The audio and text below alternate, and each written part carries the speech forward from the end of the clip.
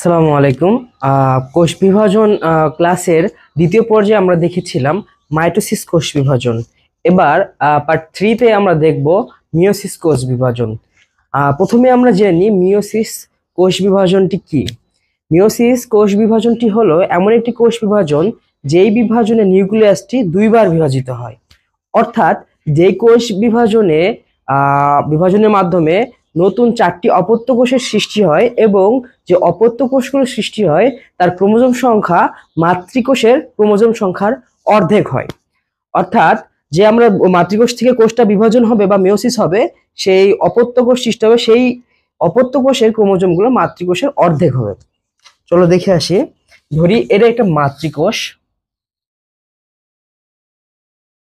মাতৃকোষের nucleus. যেহেতু এই বিভাজনে দুইবার বিভাজিত হবে, প্রথমবার যে বিভাজনটা ঘটবে সেই বিভাজনে আর ক্রোমোজোম সংখ্যা হ্রাস পেয়ে যাবে। অর্থাৎ এটা যদি 2n সংখ্যক ক্রোমোজোম হয় তাহলে এটা বিভাজন হয়ে হ্রাসপ্রাপ্ত হয়ে n সংখ্যক ক্রোমোজোমের রূপ নেবে, এবং নিউক্লিয়াসটি যখন দ্বিতীয়বার বিভাজিত হবে তাহলে তখন সমবিভাজন ঘটবে, অর্থাৎ ক্রোমোজোম সংখ্যা সমান থাকবে।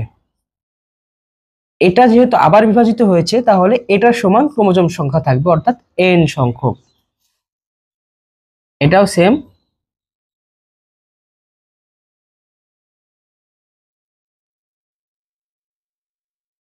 এটাও n সংখ্যক ক্রোমোজোম হবে।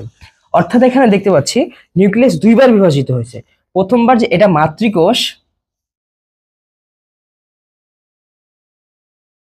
মাতৃকোষ ছিল 2n সংখ্যক ক্রোমোজোম সংখ্যা। এটা প্রথমবার বিভাজনের মাধ্যমে বা হ্রাসমূলক বিভাজনের মাধ্যমে এই যে মাতৃকোষটা ছিল তার যে ক্রোমোজোম সংখ্যা ছিল এই ক্রোমোজোম সংখ্যার অর্ধেক হবে।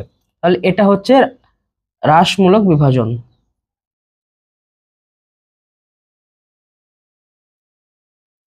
এবং প্রথমবার যখন ক্রোমোজোমটা বিভাজন শেষ হবে বা হ্রাসমূলক বিভাজনটা শেষ হবে তখন আরেকবার বিভাজন হবে ক্রোমোজোমটা, অর্থাৎ নিউক্লিয়াসের আরেকবার বিভাজন হয়ে ক্রোমোজোম সংখ্যা এবার সমান থাকবে, তাহলে সমবিভাজন।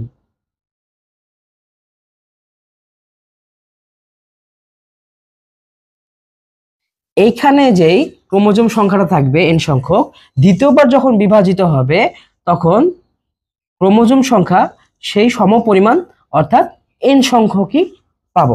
আশা করি সবাই বুঝতে পেরেছো।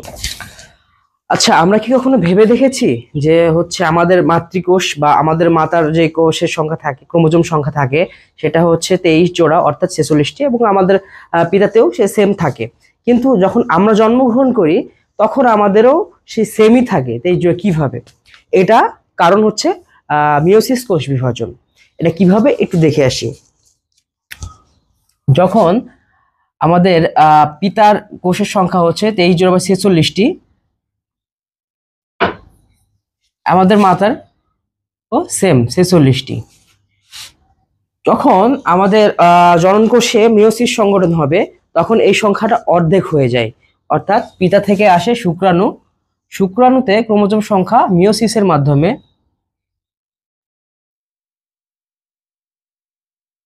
অর্ধেক হয়ে যায়, অর্থাৎ 23টি।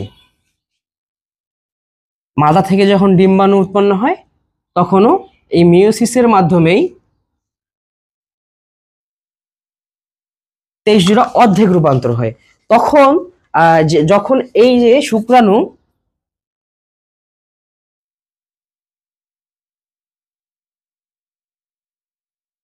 একত্রে জাইগোট সৃষ্টি করে তখন 23-23 46 হয়ে যায়।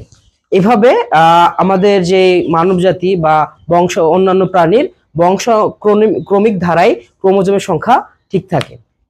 এইভাবে আমরা যদি আবার দেখি,